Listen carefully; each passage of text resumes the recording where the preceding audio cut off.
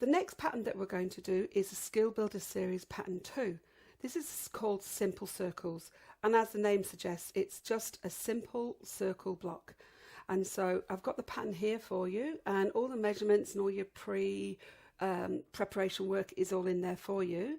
And here are some examples of what that circle pattern is going to look like.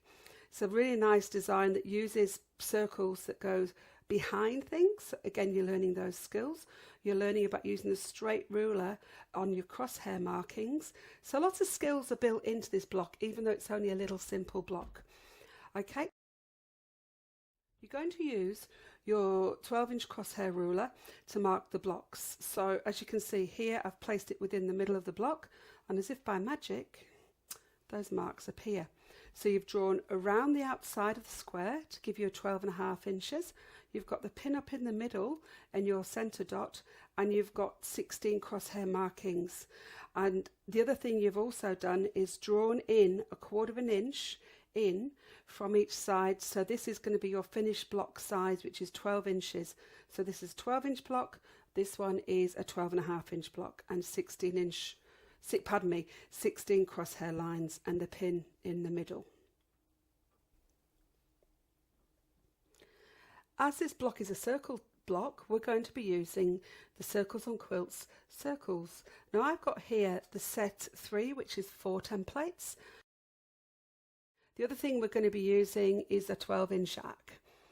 As in most projects, that little 12-inch arc is an invaluable piece of equipment and gets used everywhere. So those are the templates that we're going to be using. On page 2 of the pattern, I've given you some more tips and hints about how to set up for quilting so that you're all ready to go. I do suggest you practice a couple of circles on a piece of a practice square, just so that you get a feel for how the circles work before you go into your main piece. So now what I'm going to do is show you how the circles work, and this is actually my main piece now because I've practiced once or twice before. So I'm going to show you how this works. Okay, so that's the pattern out the way. Now, the circle templates that we're going to use go from 2 inches to 12 inches on this one, and from 3 inches to 11 inches on this one. The first circle I'm going to do is 3 inches, so I'll pop that one out the way for the moment. Now, the pin is in the center, so we just pop the pin over the top, and as you can see, then the template will just spin around. I'm going to bring the thread up on a line, on one of my crosshair lines, so that it's in the 3 slot. Can you see that there? So I know I'm in the 3 slot. I'm going to bring needle up and pull that out of the way. Bring my thread up from the bottom. Hold those tails. Go back. Now I tend to use the wheel for this bit, just to make sure I'm accurate. Move the thread a couple of times to make sure you've got a secure stitch. When you start stitching, make sure you hold on to that when it goes so that you don't swallow your threads. Okay, so now what I'm going to show you is how we do the circle and how you want to think about what you do with your hands. So hold those threads for the first couple of stitches, and then the template, the foot is actually in the corner of the template, and we're going to do, so I'll just hold those. Just a few stitches around and stop. Always stop with your needle down. I'm not going over the end of the template because if I do that, I'll end up with a good old little wonky bit. So now I'm going to turn that template around. I can't quite get rid of those tails yet, but in the next round I'll be able to. Now, the thing I want you to notice is everything has stayed square. What I'm not doing is this. I'm not moving the fabric, pardon me, I'm not moving the template around like that. What I'm doing is not moving my left hand, I'm keeping everything in parallel. So I'll demonstrate that for you. So we're going to go again. See, nothing's changed. Swivel the template around. Stop, needle down, and again.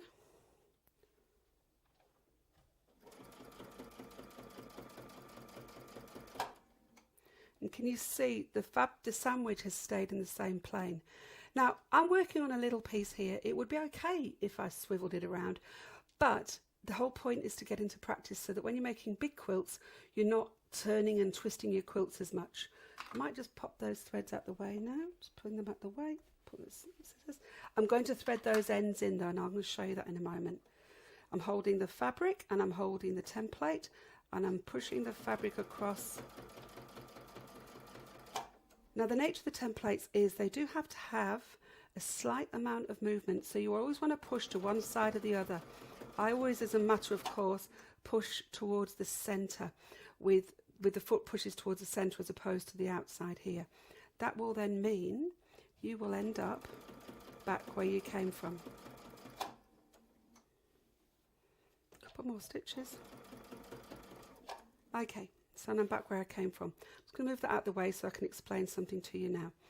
When you do a whole circle and you want your concentric circles to not be connected, what you need to do is, you've got two choices.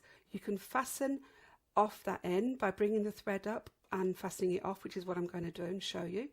The other option, depending on how busy your fabric is, how busy your backing fabric is, you can actually travel along one of these lines and then take up the next one.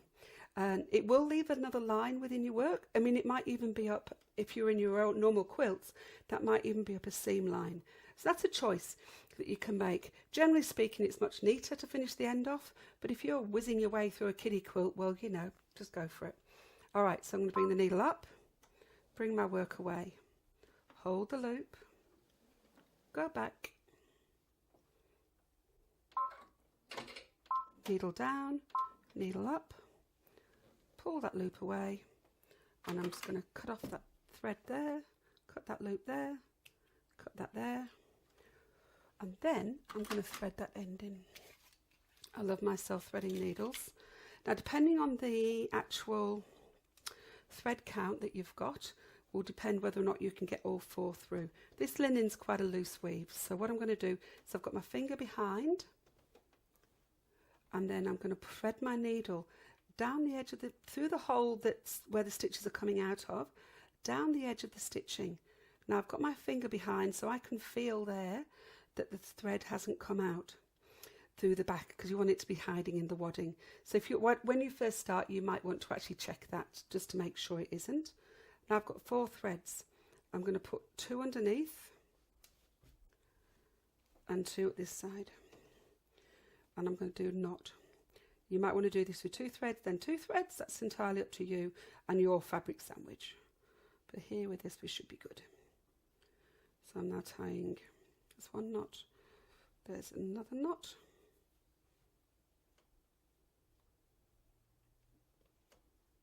And then I'm going to hold the needle and pop all those threads through the end here. And then just quite simply pull it through. Sometimes you have to give it a little bit of a tug. So all those 4 went through. Give it a tug to make sure the knot's popped under there. The other thing you can do is when you pull this, just pull it a little bit into the fabric and then snip off. There we go. First circle done. Well, we've done the 3 circles, so that's going to be put on one side. Now I'm going to do the 4-inch circle on this template. So I brought my threads up already. Just pop the template over the pin, slide it in place, and again, just going to go over the same process. Remember, you're keeping your hands parallel, just catching onto the edge of the template, keeping that needle down. Swivel the template around.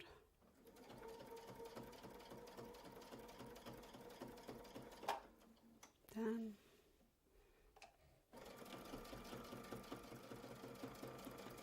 Finishing off that 4-inch circle exactly the same way, and then I'm going to go and stitch the other size circles, of which the numbers are actually written in your pattern, and then are a 5-inch, an 8-inch and a 9-inch in exactly the same way, and I'll show you what that looks like when I'm finished. Just finishing this last circle, which happens to be my 8-inch circle. Again, just following all the way around. With these bigger circles, you get to do a bit more stitching before you have to stop.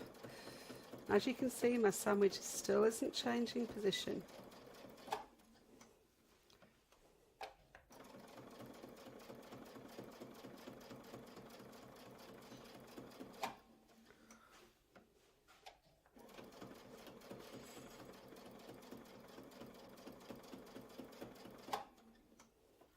And back to where we came from. So now what we've got is 1, 2, 3, 4, 5 circles, and that forms the basis of our pattern. The next step is to complete these circles on the corners. Now these circles are going to be hiding behind these, so I'm going to show you how you do those partial circles. First thing you need to do is put your pin in the corner. That's at the 12-inch mark, not the 12.5, okay? Because we want it to be in the center, and if it was out here it wouldn't actually be quite the center. So I've brought my thread up at the right spot, popping the pin over the template, the template over the pin, and I'm in the circle size number 5. One thing to notice, I'm starting stitching off the edge. Now this is really important when you're doing lines that go into your pattern that are going to get held. You want to make sure you stitch well off the edge so that when you do the binding or the sashing, it actually covers over that stitching, so your stitching just doesn't finish halfway, like close to the edge, but just floating in midair. All right, so we'll do the 5-inch circle. 5-inch circle's easy because it doesn't overlap, so I'll do that one first.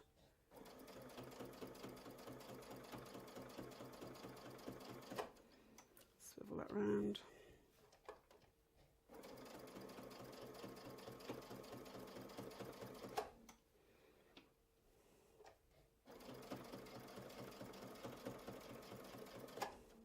Now, because I'm on the outside here, what I can do, just make sure that doesn't go underneath.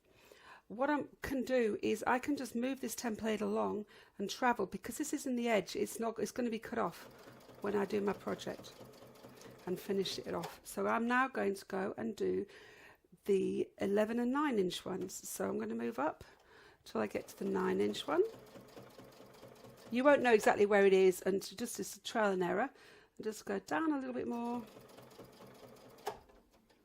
A bit more, then your 9-inch one is just going to slide in. You can use these templates either pulling towards you or going away from you. It doesn't really matter. So what I'm going to do here is I'm going to move this template, so I'm going to be traveling away from myself, still holding it. Hold by the pin to keep everything firmly in place, and off we go. Stop when you think you're not sort of secure. But what I'm going to do is I'm going to stitch up and stop at the edge of the circle. Now then what I'm going to do is I'm going to actually stitch back.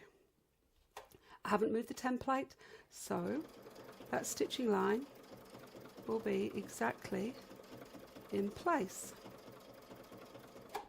And then I'm going to just travel back up. This way you've got no starts and stops when you get to the circle. Come back down a little bit, make sure I'm in the 11 hole, maybe just one stitch, not the other way, that's better. Okay, so make sure you're in the 11 and everything's nice and flat, nothing underneath, and then I'm going to go back again to my circle. So what this does is it shows that the circle can look like it's floating from underneath.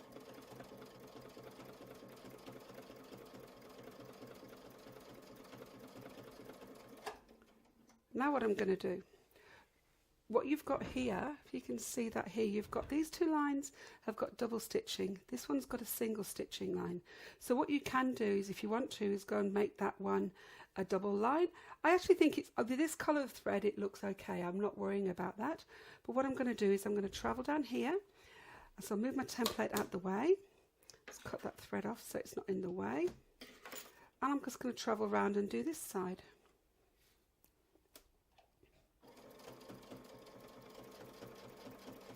Travelling again on the outside, so it doesn't matter. So there's not that many starts and stops. There were with the centre circles, but not now. Again, it's a bit of a wibbly wobbly line, but it doesn't matter because we're coming up to where we're going to go and complete this other circle. So we're going to pop this on and we're looking for the 9, quite there. There we go, we've got the 9. So I'm going to go and do that. But can you see I'm still off here, so my line's going to come through.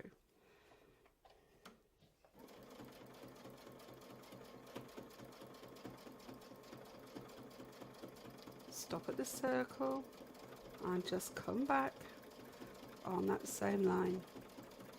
You really can't go wrong with these circle templates. Along. A little bit more. You get better at judging it when you've done a few. And now I'm going to just finish that 11-inch circle.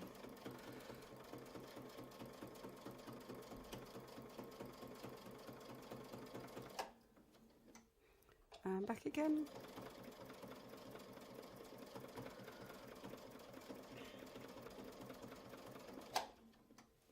Move that template off. If I turn this round, you can see what we've done. So we've got these circles as if they're hiding in behind. And I'm going to go and go ahead and finish all those corners, then come back and show you the next step. Just finishing off the last corner here. When you do each of the corners, what you need to do is just move the pin into position on each corner and then just complete those, remembering to stop at the edge of your circle. Last one. The design's really starting to take shape now.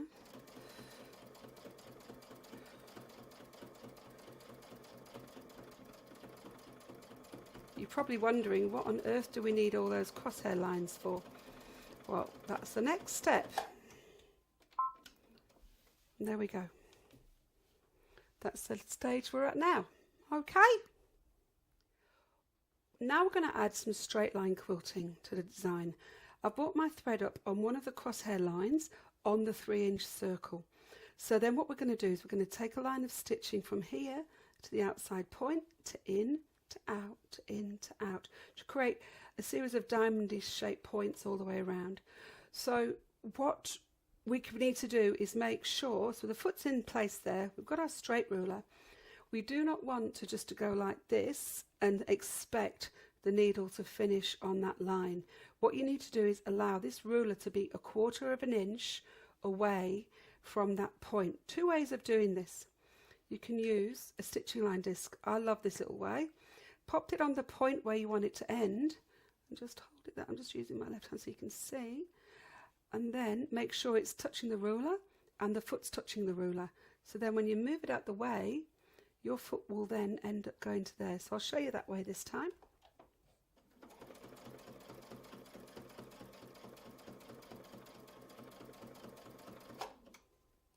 Now, okay, I went 1-2 stitch too far.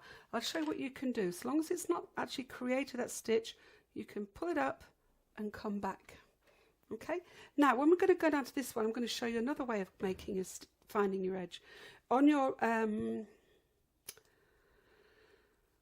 always call this a doodad what's it. It's actually called a spacer gauge, but I've so used to calling it a doodad what's it, I'd forgotten.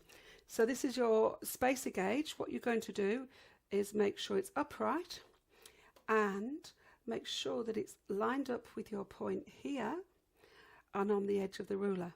And now then what we'll do is when we go back, we'll end up in the right point place as well. So you can choose the method that you prefer and go all the way around. What we're doing is a basic design on this template, on this block. Now, once you've got this, the world's your oyster. You can really play it up. You could put circles inside some of those circles, little mini circles. You can do more straight lining within these triangles. You could even, if you wanted to, do some free motion quilting, potentially within each separate one, so that it makes the triangles shine up and show even more. Many, many options, but the point of the this within the Skill Builder series is to show you how to start playing with design, how to start using your crosshairs, and how to start using your templates potentially in a different way. I'll turn it around so you can see that. Whilst you're doing it yourself, you wouldn't need to do that.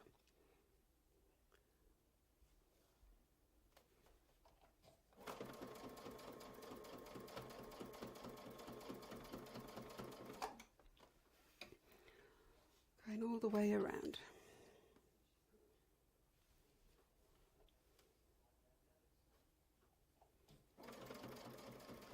Just coming up to finish our last couple on this design.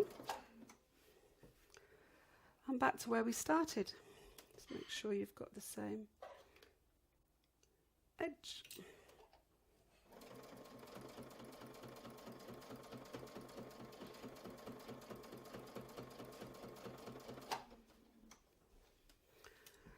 Bring your thread up, and now the last thing we're going to do is this center part, which is going to have straight line work coming out of the center. Again, I'm going to show you a couple of steps to help you so you don't get quite so much build up in the center point here. Okay, looking good. So this is the basic version, and you absolutely can take it in lots of different directions. As you can see, there's plenty of empty spaces to play with, and you could join up a few of them and fill those spaces so they go around in circles on their own right. So there we go. We'll finish this center off next. Now for the centre design. What we've done is marked some points that have come out 1 inch, and then we're going to come out to 1 inch, and also on alternate lines we're going to come all the way out to the edge of the first circle. Brought our thread up in the centre, laid our straight ruler against that, but I just want to just use my spacer gauge just to make sure it's 1/4 inch at the front, and you can also use it to check at the back of your work. You probably can't see what I'm doing here, but by checking at the back of the ruler behind the foot, what that does, it makes sure that ruler is beautifully straight, so you're going to get a nice straight line. So the first line we're going to do is to come out to the edge, out to the marked line and back in to the centre.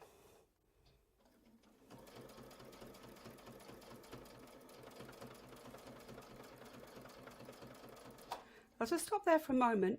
What I can do now is continue my line going backwards to my next marked point, because what that does then, it helps to prevent too much build up in the middle. So I'm just going to do that. Go backwards to my inch mark and back in. And I'm going to turn that round. This end here I can cut off, because I'm going to stitch over it many times, so I'll just trim it there so it's out of my way, and once I can get in there I'll just trim that back. So now I'm going to lay the straight ruler next to the foot again, make sure I've got my 1/4 inch here, pardon me, do that again, 1/4 inch, I'm trying to do everything with my left hand so you guys can see, 1/4 inch at the back. And then I'm going to do exactly the same thing again. And again, go straight across the middle to my other mark.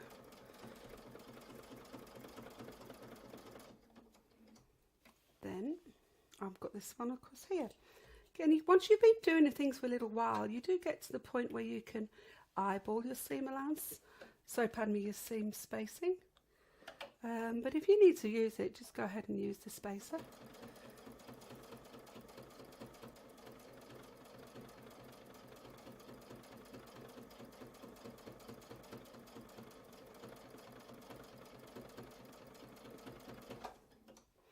One last one of these.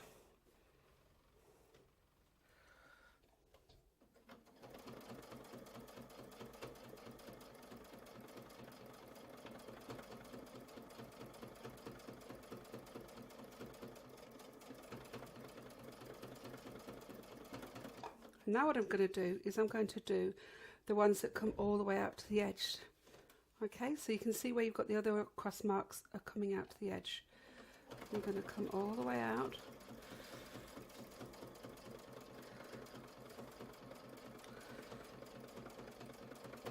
Just double check, make sure that's in the right place, going across.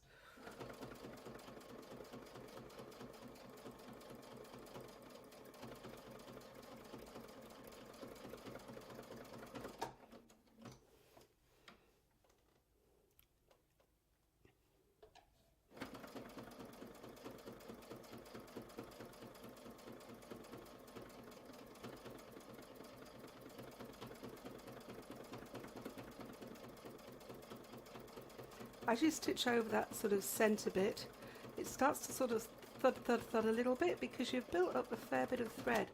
But because you're going to go from directly across, there is less thread than there would be if you were going in and out. And it actually creates quite a nice design for this pattern. And like I was saying before, you're really not limited to these sort of variations at all. And I do look forward to seeing the variations that you can do yourselves. I think it's just my last row. Oops, no, sorry, pardon me, that was not the last row. This is the last row.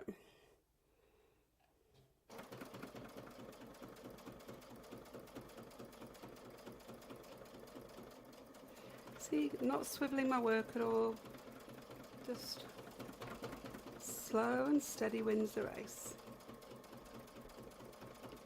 I'll make sure you finish that off, that last one, so that everything looks even.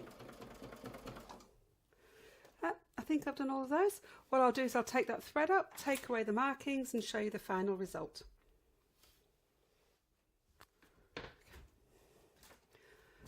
There you go, that's the final design that we've completed for the Simple Circle Skill Builder Series pattern number 2. As you can see, there's lots of lovely spaces that you can fill in, but equally this would be a lovely block just repeated across a quilt. And here's one that I can show you that's been done in just that way.